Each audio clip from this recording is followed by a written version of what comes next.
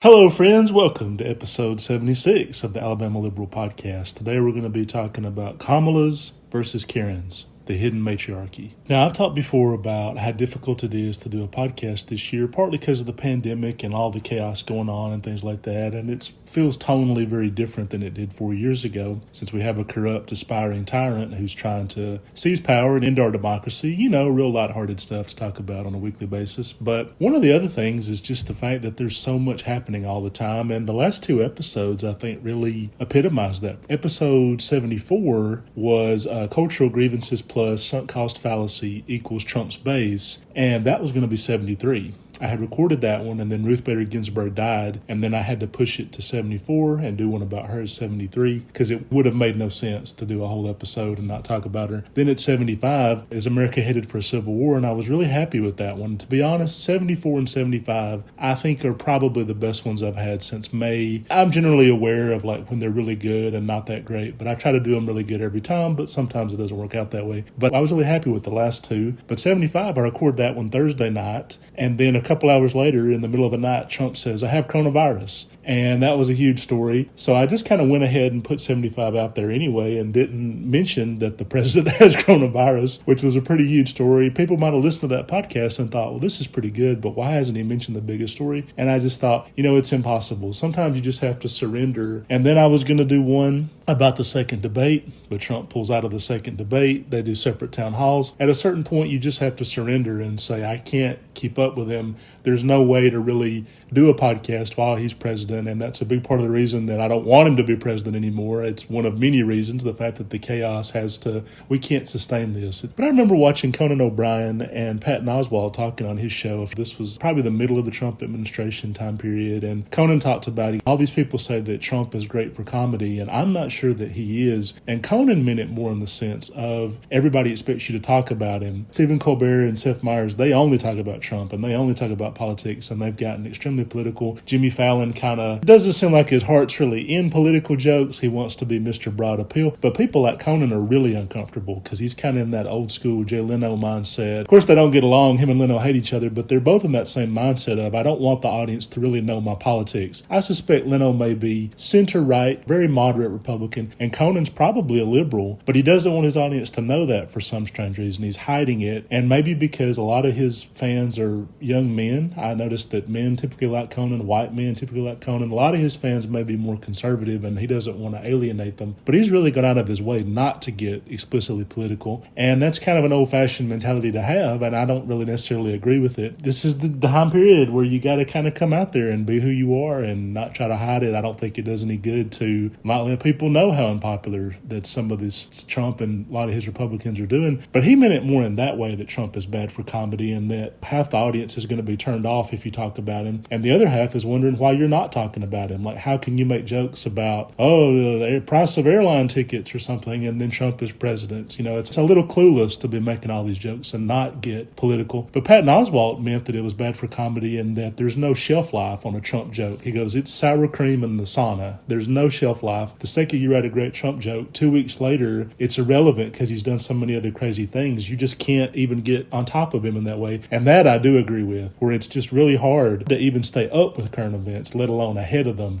That's epitomized by the last couple of episodes and what's happened. But this is the beginning of a trilogy on gender, and that's if two caveats. One is nothing insane happens between now and the next episode. So if Trump dies or defects to Russia, he's floated the idea that if he loses, he might get on a plane and leave the country. I don't think he's kidding. I think he might get on a plane. When they have the helicopter leave the White House on Inauguration Day, he might literally say, take me to Moscow. So it really, truly wouldn't surprise me with the way he is. But assuming nothing crazy happens, I'm going to do a trilogy on gender. And people might say, well, why gender? Why talk about that? Of all the things you could talk about right up before the election, the biggest election in my lifetime, and some people might say the biggest election since the Civil War or FDR, whatever big time period in America you want to look back at, this is it. People say every election is the most important. We said it in 2016 it was the most important. This may be even more important than that. This is a really fucking big deal, in case you're not getting it so far. In 2008, we thought Obama and McCain was big. It wasn't really. I mean, I'm thrilled that Obama won, and I'm thrilled he beat Mitt Romney, but Mitt Romney and John McCain wouldn't have been the end of the world. In 2016, I think people generally thought Hillary had it in the bag, but this time it really is bad. I look at their town halls on different networks, and that's an example of the polarization going on right now, where they're not even doing the same debates. I mean, usually I won't say usually, I'll say always, there's 3 debates, and they debate each other. It's very typical of how polarized the United States is and divided, that Biden and Trump are doing separate town halls on separate networks with separate moderators and separate audiences. I thought, this is ridiculous. This just goes to show you how polarized and divided this country is and why we need Joe Biden. But watching the 2 town halls, it was striking that Trump is sweaty and red-faced and antagonistic and looks uncomfortable. And even though his town hall was about half the length of Biden's, he looked like he couldn't go much longer. I mean, his stamina was bad. He looked like he could have passed that. It looked like he could have died up there. And Biden, you turn over to him, he's calm, he's soothing, he's relaxed. He looks like he could do it all night, very confident in who he is. And that really shows the difference and the contrast. And that's such a big part of the reason I think the media doesn't want Joe Biden to win. I said earlier in the year, they don't want him to be the nominee, and they definitely don't want him to win, because they need people terrified for their lives, glued to the news, watching it. And the Democrats made a really smart decision to have a guy that most people generally like and don't hate as the nominee, meaning it's very hard, and Trump has tried so hard to make you afraid of Joe Biden and hate him and fearmonger, and it just doesn't work. One of his campaign advisors said Biden's town hall was like an episode of Mr. Rogers. Well, he may not realize, but a lot of people would prefer that dramatically right now. Like, there's nothing wrong with Mr. Rogers' neighborhood at a time of pandemic and economic uncertainty, and that shows why Biden is beating the shit out of Trump, because people are going to turn to something familiar. They want the vanilla ice cream cone. They want the stuff that Joe Biden represents at a time when they're really, truly scared, and I don't blame them for being scared. You'd almost have to be asleep not to be afraid of this time period. The fact that they label that as a bad thing, and Trump thinks it is a bad thing. He says things like, oh, Sleepy Joe has small rallies, nobody would show up. He's still locked in that TV mentality. The bigger the crowd for the inauguration, it's important to lie about my inauguration crowd size. It's important to lie about the Apprentice ratings and say it was the biggest show of all time ever. We beat out MASH or some bullshit, whatever bullshit he's saying that week. He's still in that mindset of an entertainer. He wants the Colosseum of Rome packed out as he fights a lion, or the gladiator matches. He's still in that terrible mindset for a president to have, that it's entertainment, and a debate should be conflict. It should be him talking over each other the whole time. It should be a blood sport, and the American people can't learn a damn thing with that mentality in the White House. That just goes to show you the clear contrast, and even beyond the substance of who these 2 men are and what they're proposing and their alternate visions of America, the style of who they are is so dramatic. Even though they're both white men in their 70s, yet their styles are so different. They have a lot in common demographically. Some people would even say, well, Biden, he's like Trump and he's combative. Yeah, sometimes he can be. If he's required to be, that it can be. But there's no question he's more professional and more presidential. And that just really is showcased in watching him more and more. But I was thinking about it, and I was like, in the Trump White House, Kellyanne Conway has left. That's like his ultimate propaganda Barbie. I mean, if she's left the Trump White House, who would he even get? People always point out, well, Trump has no second term agenda. He hasn't said what he'll do in a second term. He hasn't laid out a policy proposal. He just says very vague things. We're going to replace Obamacare with something bigger and better. What's your plan? Doesn't have one. He hasn't set clear policy goals or what he would do, or really said anything about a second term, only that Biden will burn down your house and turn your savings over to Antifa, which I'm frankly amazed people are stupid enough to believe that shit. Because keep in mind, 2008, they did the same thing to Obama. Obama was going to take your guns, your Bibles, your suburbs, and they fear-mongered the hell out of him. And maybe it was easy for a guy named Barack Hussein Obama, whose dad was a Muslim and his dad was from Kenya and his parents were in an interracial marriage. Some people thought that Obama represented everything, that they didn't like how America was changing. He seemed sympathetic to marriage equality before he outright endorsed it. He talked about smoking marijuana where Bill Clinton had to do that bullshit. I didn't inhale. So he seemed to be a little bit more out front and being like, hey, it's a new America. embrace it. Barack Obama was the first Gen X president. So there was so many things they were afraid of with Obama. And yet, by the end of his term, liberals and Democrats were like, well, he had drone strikes and he deported too many people. And he was, what's that word the Bernie people are always using? Neoliberal, this and that, right? He didn't shift the Overton window, all their abstract, hypothetical bullshit. And they were almost like he wasn't liberal enough, while Republicans had been fear-mongering him for 8 straight years. And Obama, I've posted on this article to the Alabama Liberal website. And if you don't go to alabamaliberal.com, you really should, because I'm posting a lot of new articles. There's a lot of stuff up there. There's reasons why people shouldn't vote for Trump. There's reasons why Republicans especially shouldn't vote for him. It's a lot of very persuasive articles. I hope if I can shift 20 votes, I'm happy that I did something, that I did anything that's better than doing nothing. One article I posted was about how Obama, people said he didn't even try to win over the red states, and that's simply not true. He had an unbelievable amount of Republicans in his administration: Chuck Hagel, Robert Gates, James Clapper, David Petraeus, James Comey. Didn't really work out so great with Comey, but he was in there, unfortunately. And then even John Huntsman was in the Obama administration, even though Huntsman ran against him in 2012, ironically. Kind of a farce, because you had Mitt Romney running against Obama, talking about the evils of Obamacare, which was a Republican plan. It was Bob Dole and George H.W. Bush's old plan that Mitt Romney successfully instituted in Massachusetts. 2 of the best Republicans running in 2012 against Obama, one literally worked for him, and the other one was Mitt Romney, who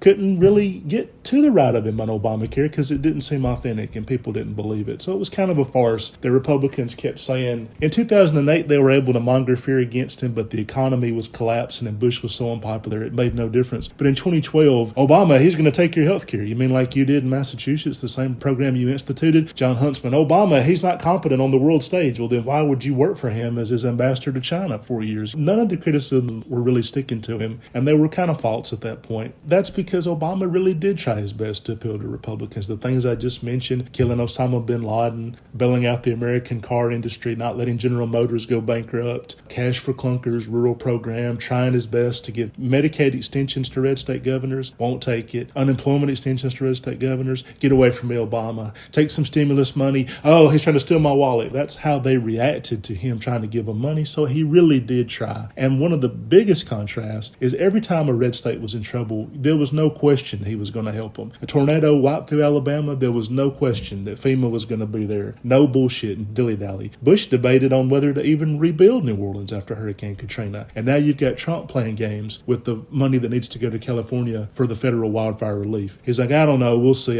California is the biggest state in terms of GDP in the United States. Disproportionate amount of American GDP comes from California. We're the biggest payer of federal taxes. We're the biggest state in America. The economy is centered here in California and other blue states that Trump likes to shit on. This past week, he said, New York's going to hell. New York, his home state, as though he's not from there, as though he didn't live there, born and raised and lived there for 70 years before he got into the damn White House. It's unbelievable that he's talking about New York's going to hell. New York, the heart of his real estate empire, is going to hell. California is going to hell, and Illinois is going to hell. The blue states make up a disproportionate amount of American GDP. I mean, it's almost 2-to-1 in terms of what they make up and red states make up. And if Republicans lose Georgia and Texas, they essentially don't have a state in the top 10 in American GDP. So the fact that people talk about the economics and, oh, well, we'll see if we bail out California. Californians should say, fuck you. We pay our fair share of federal taxes and all the economy is based here.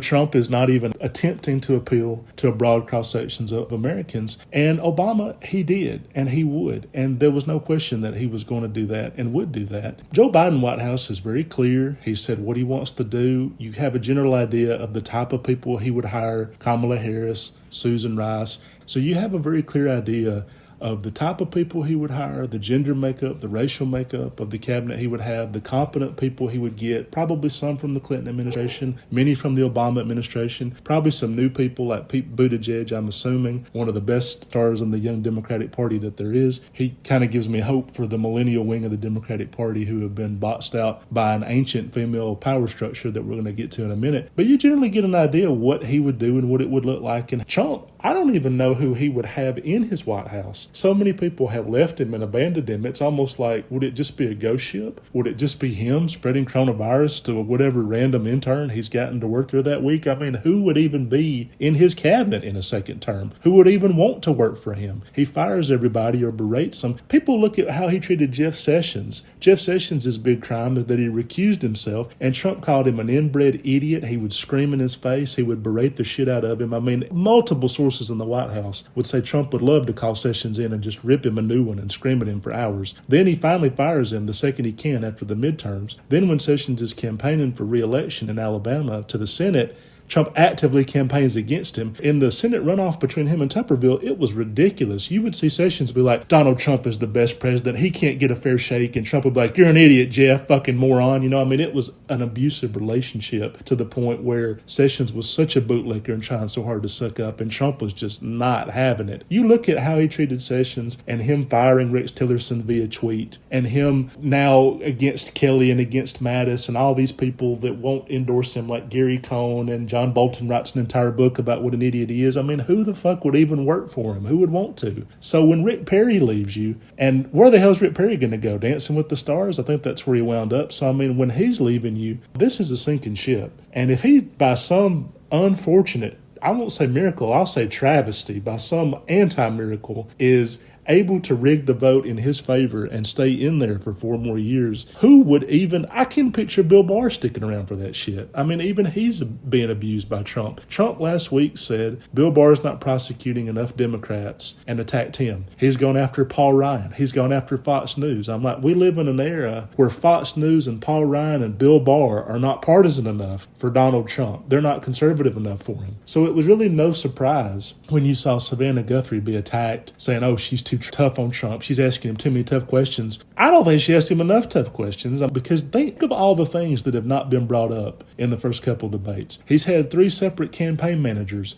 arrested since his 2016 campaign. To my knowledge, that has not been brought up. And I'll admit, watching this town hall, I did other shit. You know, I folded some laundry, I cooked some dinner. I wasn't really glued to it because I feel like I've just seen everything he's got to say at this point. I feel like I'm losing brain cells when I watch him. You feel sucked into his lies and almost complicit by watching him. And there's just been so many things that his charity's been dissolved since he's taken office. His Trump University's been dissolved for fraud since he's taken office. To my knowledge, have not seen these things brought up in the debates in the town halls, and I doubt they will be brought up. I would like to see his answer, and when the people get up and they ask him questions, the only question I was wondering was somebody to come up and say, your charity's been dissolved for fraud, your university's been dissolved for fraud, you're being audited over a $90 million refund that they think is fraudulent, 3 of your campaign managers have been arrested, your personal attorney went to jail for paying hush money to a porn star, Rudy Giuliani's being investigated by the FBI, Roger Stone went to jail until you pardoned him, Michael Flynn and George Papadopoulos were indicted and are currently facing charges. Why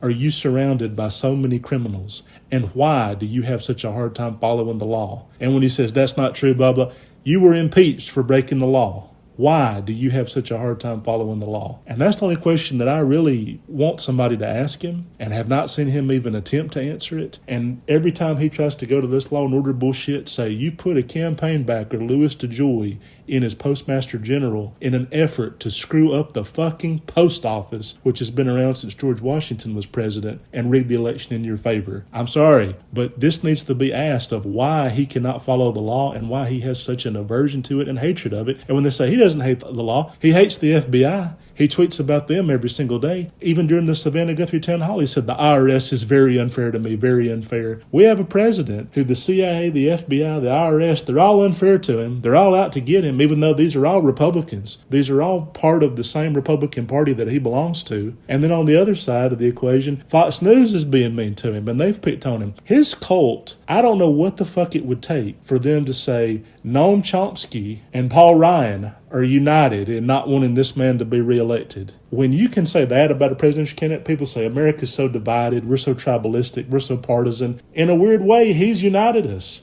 You've got John Kasich and Bernie Sanders willing to speak at the DNC for the same candidate. You've got, according to Trump, Fox News and the FBI and the CIA and the IRS not willing to back a Republican president. It seems like we're pretty united to me. except for the 30% of this country that lives in Bumblesburg, Wyoming, or Oklahoma City, or wherever the fuck, and they're just like, I love me some Trump. Everybody who actually knows him fucking hates the guy, but I know him better than they do, wink, wink. And of course, that brings me to the gender aspect of what I'm talking about. So when people say the matriarchy, part of me is talking about that 53% of white women that did not vote for Hillary Clinton and put us in this mess. And when they say, well, now wait a minute, the vast majority of Trump's base is white men, and that's 100% true. And don't worry, we're going to get to white men in the next episode. But I want to talk about this startling statistic that if 53% of white women voted for Trump, if they had stayed home, if white women as a group had stayed home and not voted, Hillary Clinton would have been president. I don't think I've ever seen groundbreaking presidential candidate, meaning somebody who's black or somebody who's a woman or anybody but a white male, basically, lose a majority of their own constituency.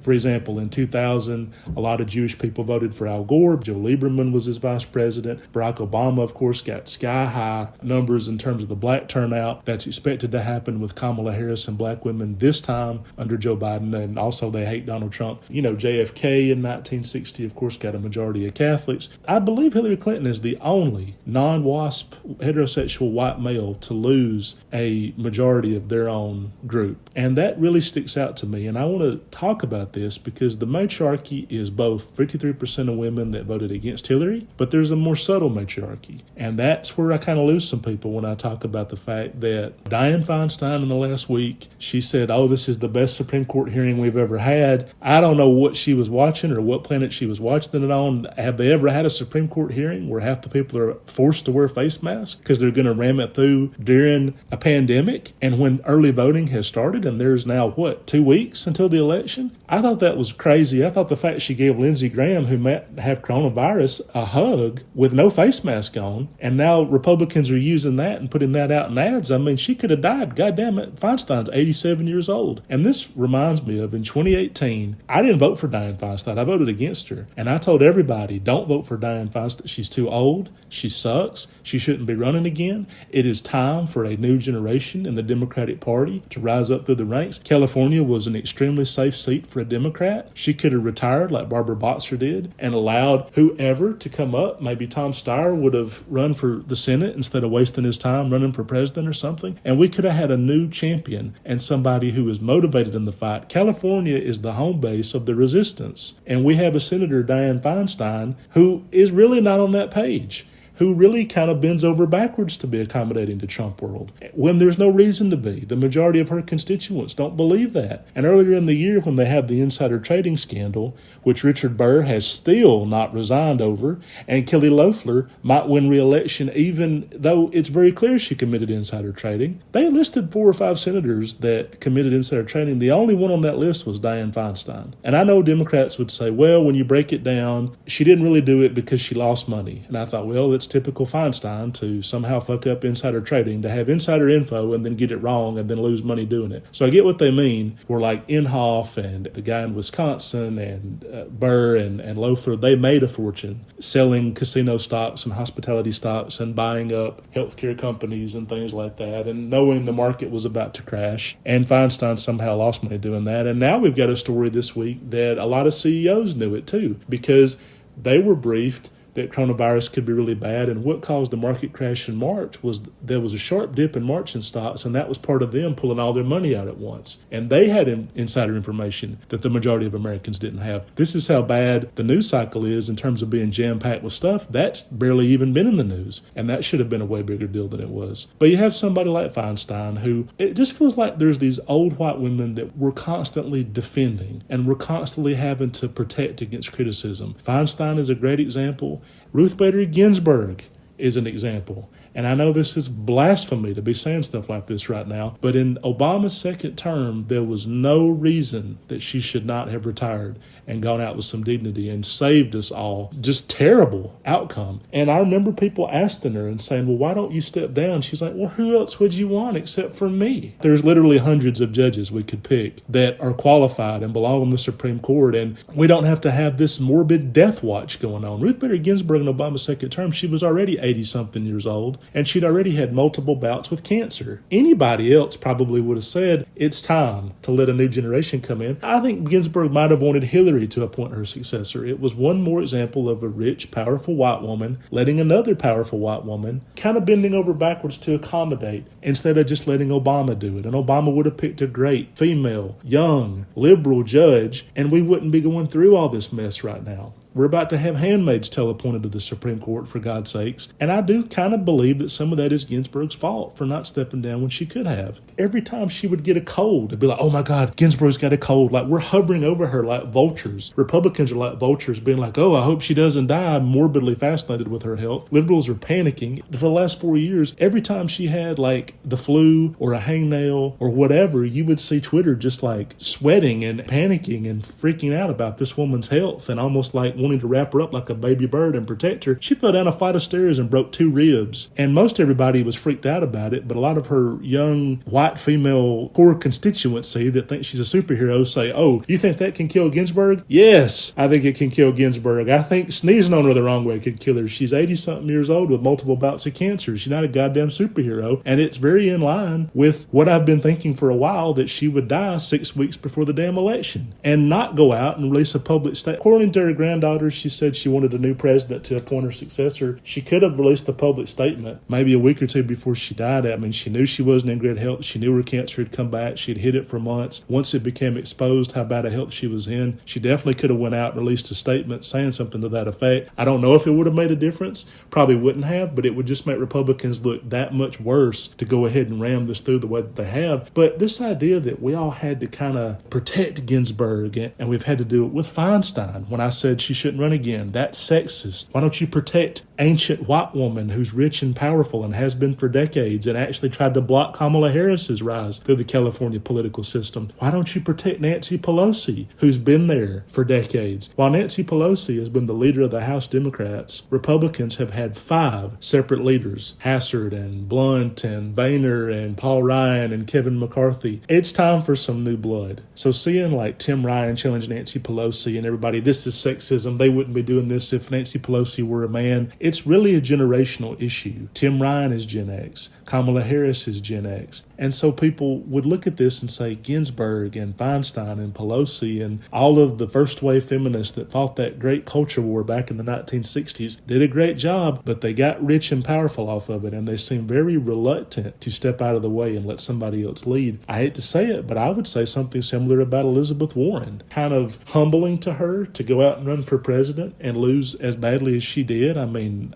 a third of the country voted and didn't come in the top 2 in a single state. She came in dead last in her home states of Oklahoma and Texas, 3rd in Massachusetts, the state she represents. So it's really difficult when you lose your home state and the state you represent in the Senate by such a wide margin. And I think that humbled her. But in 2016, she waited till Bernie Sanders endorsed Hillary Clinton to endorse Hillary Clinton. She would meet with Hillary and try to tell her, don't appoint Sheryl Sandberg to the Treasury. Well, that's not really Elizabeth Warren's call. Hillary ran and she won and she got the most votes and she can pick whoever she damn well pleases. Obama thinks she's a pain in the ass early into his term, and she was constantly like fighting him on different stuff and wanting the Consumer Protection Bureau. And a lot of Obama world people don't think Elizabeth Warren is easy to work with. They think that she's an egomaniac who puts herself above the party. You saw that with the way she treated Hillary in 2016, the way she was trying to shape her cabinet, even though what does Hillary Clinton owe Elizabeth Warren? Nothing. She didn't endorse her. She didn't support her. Then you look at 2020, and I think she would try to do the same thing to Biden now, except that the emperor truly has no clothes. She's been exposed that a third of this country was able to vote for her and they flat out didn't.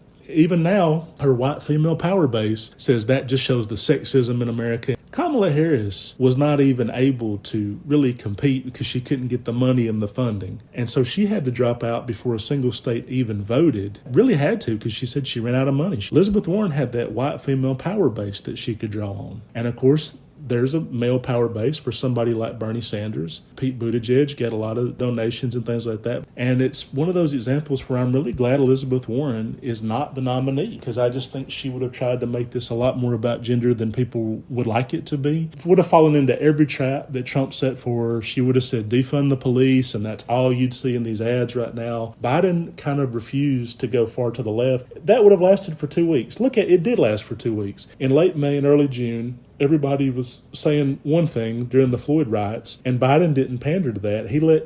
He kind of hung back and let Trump hang himself. Warren would have been first out there talking about defund the police. And look, 6 months later, almost nobody is saying that stuff they were saying at the end of May. But the quotes would have been there for Trump to run against. And that's what would have hung some of these candidates. But you have seen over and over a reluctance for the white female power establishment within the Democratic Party, within the liberal base, to give power to other people. I love Hillary Clinton, but even this year, Hillary made it sound like she wanted to run again. She made it sound like if it were up to her, she would run again, and she was being talked out of it by so many people being like, please God, don't run again. But there's this idea of Hillary Clinton, if she really wanted to see a female president, why not go out there and fully back Kamala Harris early in the primary? Why not share that platform? Why not say, like, even now, be like, Joe, this is fantastic you picked Kamala. Maybe you don't run again in 2024. Maybe you hand it over to Kamala. But white women don't think that way. And this is why I noticed the campaign on Instagram where it was very rich and famous white women that were letting black women take over their Instagram for a day or two as kind of sharing the platform, as trying to boost them up. I thought this was great, but it does kind of reveal the fact that a lot of stuff is centered towards white women. They almost have to say, here, take it from me in order for black women to get a fair shake or in order for them to rise up. They almost have to be willing to step out of the way to let that happen because the algorithms on Instagram, they favor white women. That's not totally surprising because there's 5 times as many white women as black women and they want to watch other white women. And so algorithms favor popularity. And so it shouldn't be surprising that that's the case. But that just goes to show you that the more popular something starts out being, the easier it is for it to get bigger and bigger and kind of snowball from there. And that's why it was great that they decided to share their platforms or they decided to let other people retweet. But that was one day. And then they kind of forgot about it. And as all this Floyd stuff was going on and being really promoted, black women were like, well, we'll see if it lasts. We'll see if we stick to that. And there's a lot of reports that Biden was kind of talked in to pick Kamala Harris as his vice president because he really wanted Gretchen Whitmer. They were afraid that black people wouldn't like it or that there would be Karen memes or that it would be one more example where you could have gone one way and you went another way. I don't know if it's true, but supposedly the biggest resistance to Kamala Harris was coming out of Jill Biden, Biden's wife, who didn't like Kamala, didn't think she was loyal. She was sort of shifting more towards Gretchen Whitmer or even Elizabeth Warren, which I thought was really weird. If you think Kamala Harris was disloyal because she hit him in the very first debate, why would you not think that about Elizabeth Warren, who was forced out of the race, lost all these states, took forever to endorse him? I mean, she didn't endorse him once she dropped out of the race. She just said she's considering her options. And Bernie people were mad because she didn't come out and endorse Bernie. But Biden people were like, well, why don't you endorse Biden because the race is over? The second she dropped out was already pretty clear that Biden was going to beat Bernie. So it would have solidified the left behind Biden and boosted him a lot. So it's very odd that somebody who constantly sits on the fence, doesn't want to come out and endorse Hillary Clinton, doesn't want to play total ball with Obama, doesn't want to endorse Joe Biden after it's clear he's already won. That's not seen as a disloyal person in Jill Biden's eyes. But Kamala Harris, during the first debate, when she's obviously running against Biden, that's going to hurt Joe, and that's why we can't have her as VP. And people still try to argue that. On Twitter with me, white women are constantly trying to say that they don't trust Kamala Harris. They don't think she's got Biden's best interest at heart. There's a very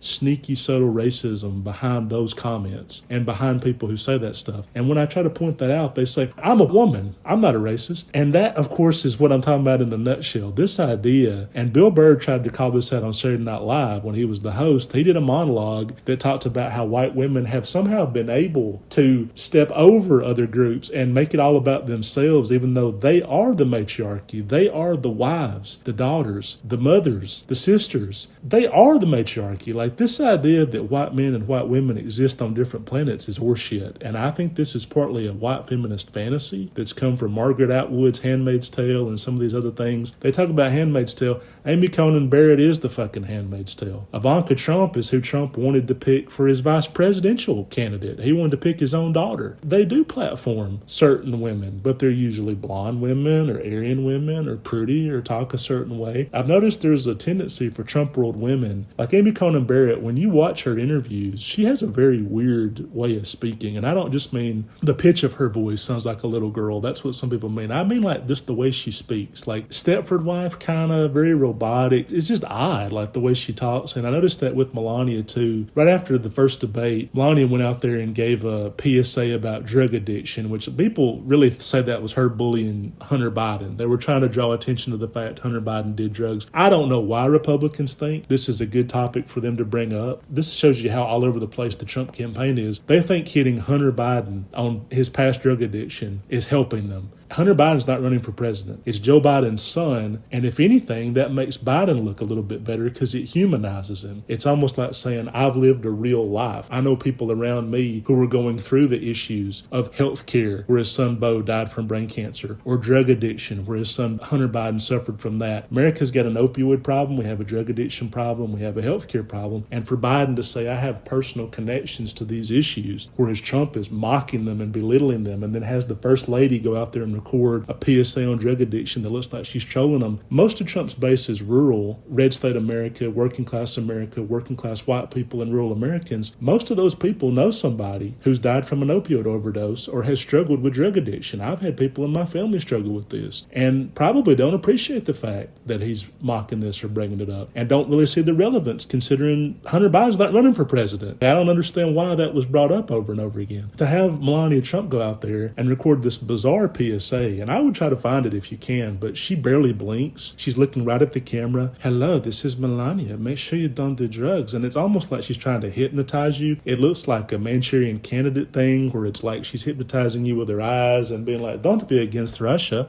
We are good. We are good. You don't understand. You believe too much propaganda that I could be bad. And so the way she speaks is odd, the inflection, the way she looks into the camera. Ivanka Trump, I remember Maya Rudolph, I think, was on Seth Meyers, and she did a killer Ivanka Trump impression where she was talking about that Ivanka talks like she has a secret. Yeah, so you guys need to come follow me or whatever. Almost like she's got a sexy secret or she's trying to seduce people or like this hushed baby girl tone. And so I think there's a certain type of white woman that gets everything they want from the patriarchy and has really kind of set up a matriarchy of their own in terms of they know how to manipulate these men around them. They know how to get what they want out of them. Ivanka is a good example of what I sometimes call the post-feminist princess, in that I don't believe in feminism. I'm beyond that. I'm better than that. And yet they game the system every way they can. Ivanka Trump's like this. Tomi Lahren's like this. There was a woman in the alt-right. Lauren Southern was her name. She was a Canadian alt-right speaker. And they just had a great article in The Atlantic about her where they talk about she kind of disappeared from the alt-right when she started dating an Asian guy because a lot of them are so racist they don't want any white women with non-white guys. So they were going crazy about this. She disappeared from the alt-right rather than debate them about it or keep that going. But it was talking about everywhere she went, all these men were trying to have sex with her or would proposition her or would talk about she's the ideal, even as they criticized her as a fake, meaning that she advocates for traditional gender roles but doesn't want to live that because she was an ambitious career woman really going for it. And you see that a lot with these conservative women. Tomi Lahren and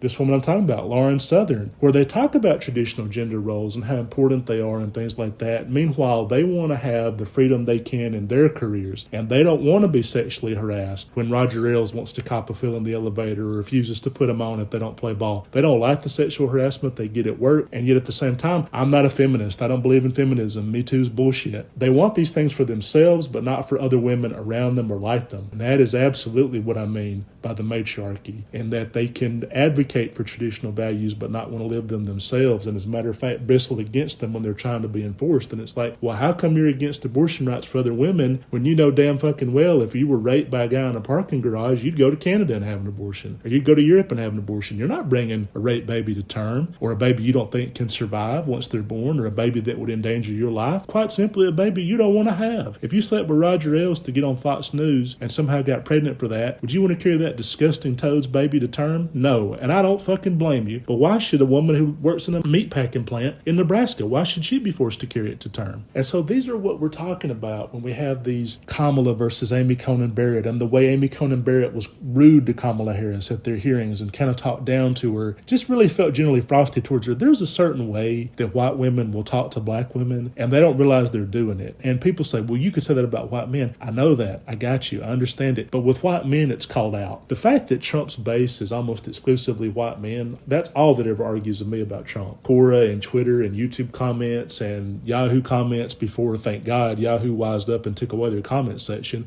which used to be a haven for Heritage Bot Foundation spam. All that used to argue with me about Trump is white men exclusively. Fully aware of the fact that that's his demographic and that's who he caters to. But people are aware of that white men will talk down to black women and black people generally and be racist. They don't call it out as much for white women, but I see it all the time. There's 3 or 4 black women that are saying something, and then a white woman will jump in and be like, this is, and I mean, they're just sort of doing it, and they do it quite often. They don't know they're doing it. And half the time, like I talked about with Campbell Hall when I was going through that mess with my son, it was white women that were convinced that he was dangerous. He could not go near a white girl without them saying, this is a felony. I mean, I'm surprised they didn't call the police half the time. I mean, he touched a white girl on the playground and got suspended for 3 days over it. I'm not kidding. I wish I were joking. If he looked at a white girl the wrong way, he was dangerous. And we had to have a meeting about it. And we needed to know what a threat he was and things like that. And it reminds me of a special that Amanda Seales did called I Be Knowing, where she talked about white women are overprotected, black women are underprotected. Nobody protects black women. Nobody stands up for them. They're the most abused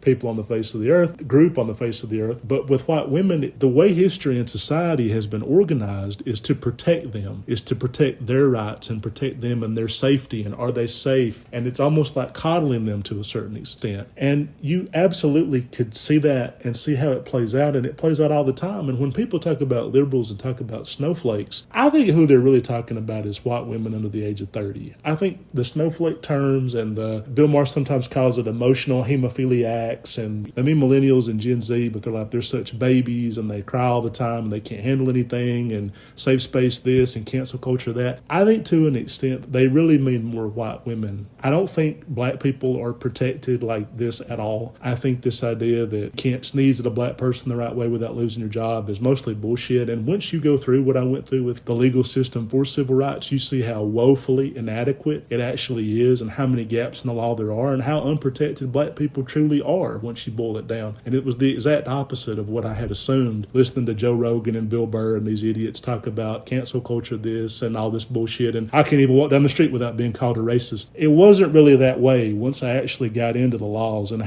what a gap they left. And even going to civil rights organizations outside the NAACP, most of the civil rights organizations I looked at, they had white people running them. And you'd see groups called like Diversity Initiative for Schools or Integration Initiative for this and that or School Civil Rights and things like that. And it was all white people that ran these organizations. You couldn't find a black person who worked at one of these that ran it. And a lot of times it was white women, and they would say things like, oh yeah, well, have you tried the NAACP? And I'm like, but what does your group do? And they couldn't tell you. And so it almost looked like it was a way to make money. And you see white women that go into gender studies and they go into sometimes black studies and they go get hired at universities. And a lot of corporations, they have diversity and inclusion initiatives and programs that are not overseen by actual minorities. They're overseen by white women. I remember when the George Floyd riots were happening, there was a white woman who was in charge of Apple's diversity program, and she stepped down. They're not even platforming black people inside their diversity initiatives. There is a white female power establishment, both on the left and the right, has benefited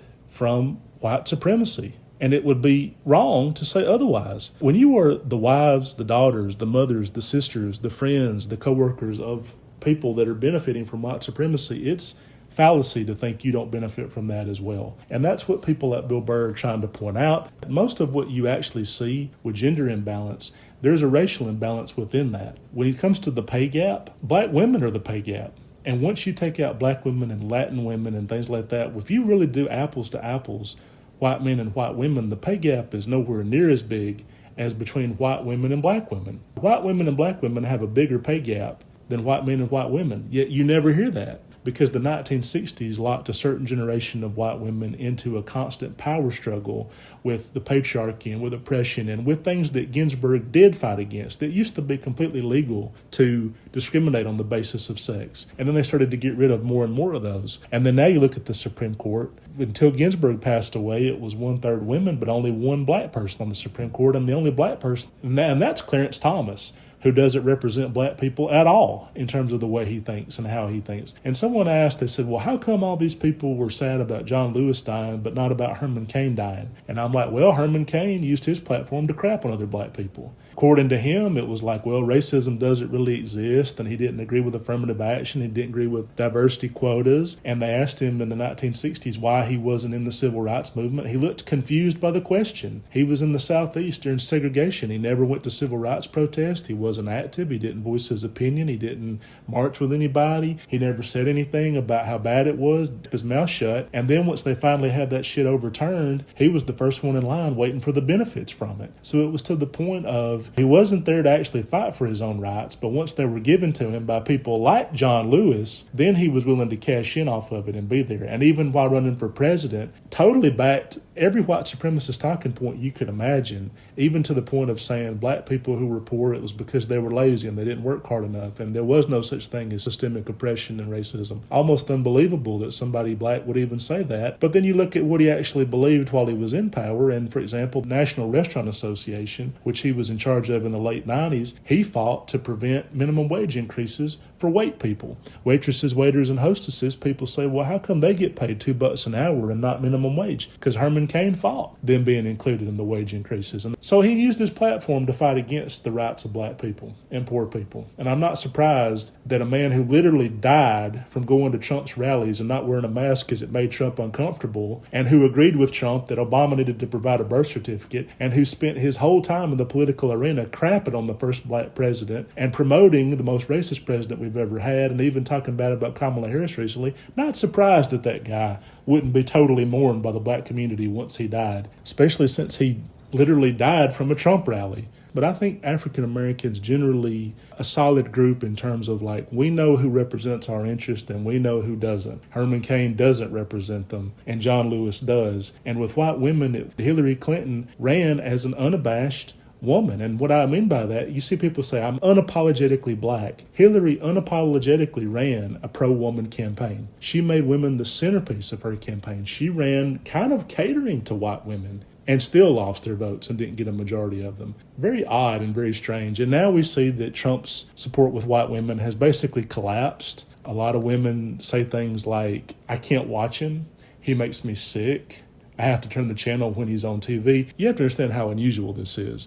I mean, I've heard people say like, okay, I don't agree with Obama's policies or Obama's wrong for America or, things about Bush. I've never seen people talk about the president as he makes me literally sick. I cannot watch him. If he's on, I will turn the channel or I have to leave the room. And so that's very unusual and specific to Trump, especially to hear that from female voters, which I think is why his support with women has really collapsed. And a lot of men are kind of ignoring that that's true. One statistic you might look at is that in 2012, if only white men could have voted, Mitt Romney would have won 48 states.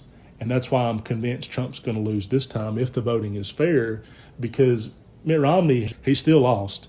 Trump, if his category is exclusively white men, I don't see how he can win, and his support's really fallen with women. And so people say, well, if they vote for Joe Biden, does that mean the matriarchy's over? And I'm like, matriarchy's just beginning. In the next decade, white women are going to surpass white men, economically influential group in America. Some might say they already have. They spend more money. Most marketing is targeted towards them. They make the majority of financial decisions for a household. Most households are going to a model where women literally manage the finances, like they might do the taxes, the checkbooks, the income outcome. I would say import export, but you know what I mean? Like the money coming in, the money going out. Majority of households, the women will earn more money than men in the next 10 years. So it really is becoming a white female-led and driven society. And I think that's why it might be important to start talking about the matriarchy now before they get into power, and then we're surprised that they don't act radically different. I mean, Kay Ivey is the governor of Alabama right now. She's one of the worst governors in America. She's one of the least empathetic governors in America. She's a terrible,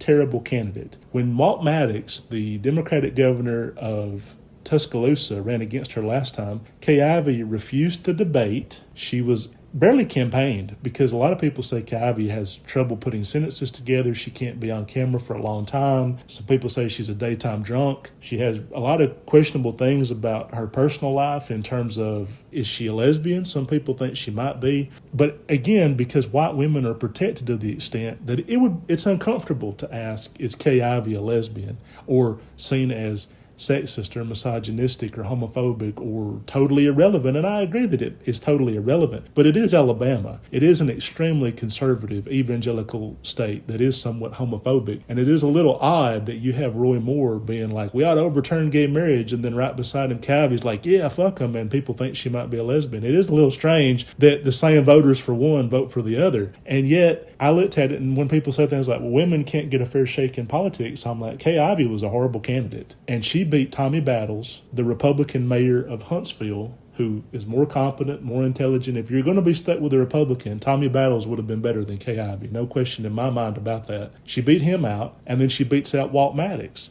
who would have been an amazing governor. And so these are two men that are better candidates, but she beats them both. And so this idea that the deck is so stacked against white women, they can't get a fair shake. And I really don't believe that at this point. And I might have if I wasn't married to a black woman and I didn't see how different that corporate America treats her, promotions treat her, hiring in the first place. Just about every job she's had, she's more qualified than a lot of the white women she works with, yet they might be promoted faster, they might talk down to her, they might act like she can't do the job. It's a very condescending way that black women are treated in this country, and it's very revealing that Kamala Harris wasn't welcomed by Dianne Feinstein when she started in politics. The white female power establishment in San Francisco, and I mean Nancy Pelosi and Barbara Boxer, but especially Dianne Feinstein, they didn't really like Kamala Harris, and they would butt heads with her and say she was anti-police, and when she refused to prosecute a cop killer, Feinstein really criticized that fact and things like that. It's interesting that Feinstein and Harris are in the same Senate from the same state. Feinstein, if you really had the truth serum in her veins and asked her what she thought about Kamala, I wonder what she would think. But I do think there is a little bit of tension between black women and white women, as there should be, considering the fact that, and I don't think it's really getting that much better. When you look at a lot of the movies that I was raised on as a kid, and you watch like the Disney movies or teen comedies or whatever, black women are usually seen as the antagonist. They're usually seen as like standing in the way of a white woman, or if they ever date a white man, God forbid, they're stealing something from a white woman. Speaking to somebody who's dated black women my whole life, usually 9 times out of 10, the people who don't like a white man and a black woman will be black men. They'll say stuff and get kind of weird about it. They have a very macho kind of thing where they think they own black women or they have a problem with it or whatever. But sometimes you get white women that would be very passive aggressive and very subtly like, oh, really? I don't see you guys as a good couple or whatever. And no matter who the black people were that were in a couple, you could see Al Roker and Halle Berry together. They'd be like, what a great couple. Oh my God, they make so much sense together. And then you'd see like Meghan Markle and Prince Harry. Yeah, I don't really see it. I don't see that. They don't look like a good couple to me or whatever. And it really just come down to race. And I know a lot of black women say that all their white female friends, if they ever set them up with anybody, it's always a black guy. Like if they know 2 black people in their whole, if they got 500 Facebook friends and there's 1 black man and 1 black woman, they're going to be like, oh my God, have you met Tavares? Like that's who they're going to try to set them up with. That's the only person that they even think they could date. And they might be like, well, actually, I kind of like Trevor over there. I kind of think Brandon's cute or whatever. And be like, really? I don't know. I think he might have a girlfriend. I don't know. It is there. And it does exist. And I almost wish people would talk about it more. We think of Othello. We think of Iago, the backstabbing white friend who manipulates Othello into basically ruining his life because he's either jealous that he has a white woman or he doesn't like that he got promoted over him, or it's just white jealousy and pride in general, and it could be all those things. But there's absolutely that element within white women where they kind of do resent a black woman's success. Keep in mind that they always point out, oh, only 10% of Fortune 500 companies are led by women in general, and I'm like, yeah, but literally 1 out of the entire Fortune 500 has a black female CEO. I mean, people talk about Oprah Winfrey, but she has really been one of the only black women in business who's been allowed to succeed and rise up to that level. And even now when you see people attack Michelle Obama and be like, oh, she's so ugly, which is bullshit, by the way. Michelle Obama's hot as fuck. But even then, it's like they can't stand it that there's a huge, powerful example of a black woman out there who's succeeding despite all the haters and is able to motivate people. Serena Williams, when I talk about they're always trying to protect white women,